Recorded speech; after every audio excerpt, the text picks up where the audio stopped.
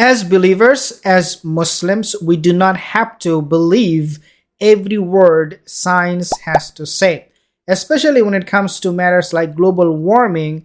We all know from hadith, Rasulullah Sallallahu Alaihi Wasallam, he gave us a lot of hadiths, a lot of clues about the end of time, especially when it comes to weather change, the pattern of it. We as believers, we do not have to take the word of the scientist. The hadith is enough for us. If Rasulullah Sallallahu Alaihi Wasallam said that there will be a global warming, if there is a hadith that backs up that claim, then yes, of course, as believers, we believe that. But at the same time, we have to have this caveat where we see a lot of the time scientists are coming up with weird theories, and we say that we do not take that. We take only what is in the Quran and also in hadith. Global warming, dear brothers and sisters, I'm going to be playing the video. You can take a look at it yourself first. Subhanallah, this is so beautiful. Look.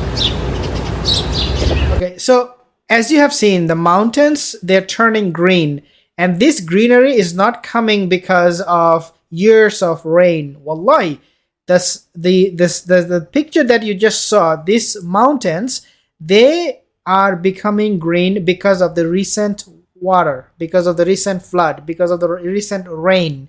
It is not the result of a long time weather change. Why I'm saying that is because, dear brothers and sisters, the end of time almost knocking on our door without us really being prepared for it, isn't it? Because you wake up literally the next day, you see these mountains are full of green, whether these are trees or whether it's a grass, Allahu Alam, but it happens so fast, so suddenly we really don't have time to react other than be amazed and think about the hadith of the end of time. Let's take a look at this video a little bit more.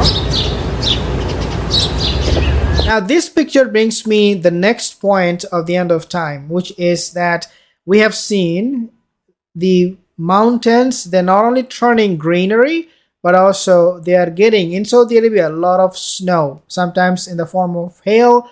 The point here is that you see snow, you see ice on the ground where you never expected. And this is exactly what Rasulullah Sallallahu Alaihi Wasallam, he referred to when he said that the Arab land will turn back to greenery and it will become luscious green, and it will become meadows, it will become river. The valleys will turn literally into rivers. And when we see this kind of camel and this kind of greenery, subhanAllah, it brings me back those memories where we have seen a lot of hail and snow on the ground in Saudi Arabia. So even this is my third and final point. Even the non-Muslims, they are amazed. People who do not know anything about hadith, we know it because we talk about this. People who have no clue that there are hadith that talks about this kind of phenomenon, they are now shocked. This is a channel, they do not talk about Islamic Eschatology. I'm showing this video from a channel that is very liberal, very secular. Yet they are now shocked. These are rare scenes from Saudi Arabia. This is what he is saying, which is known for its dry desert climate. Allahu Akbar, look.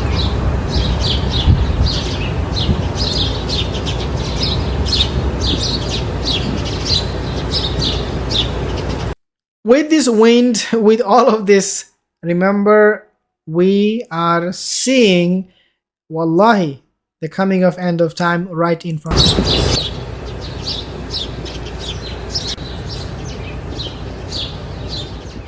What we will see in the future, I should say, is that there will be a lot of other changes taking place in Saudi Arabia, in the Arab land. They are already competing to build lofty towers. Saudi Arabia, I think they're planning now to build the biggest airport in the world, which would also include obviously lofty towers. So more and more lofty towers, which is also mentioned in the hadith that the Bedouin Arab yatatawwaluna fil bunyan, they'll compete each other with building these lofty towers. This one thing that you are saying, greenery, the desert turning into a green land, we will also see the Arabs, they are competing with so many other things. Now, this is another point that I want to make mention before I let you go, which is the case of Ronaldo. We know Ronaldo is now in where? Saudi Arabia. I think Al Nassr, the club he joined, and he's getting millions of dollars. So he's bringing his own brand, and because his career is almost at the end of it, he decided, why not use my name, my brand, and make some money? A lot of money. So they paid him millions of dollars. I think more than 200 million of dollars. Now, you might see it as just a deal he made with the club, but I see it from a different way. Rasulullah, one day he woke up and he said, "Wailul lil Arab min sharri qad iqtarab." If you remember the hadith, that woe to the Arabs, a great calamity is about to befall, which he referred to as Yajuj and Majuj. But calamity doesn't necessarily have to be just this or that.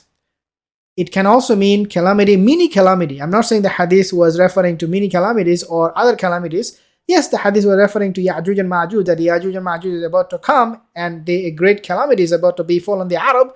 But what I'm saying is that when we talk about calamity, we can also talk about what is happening right now, the mini calamities that are taking place.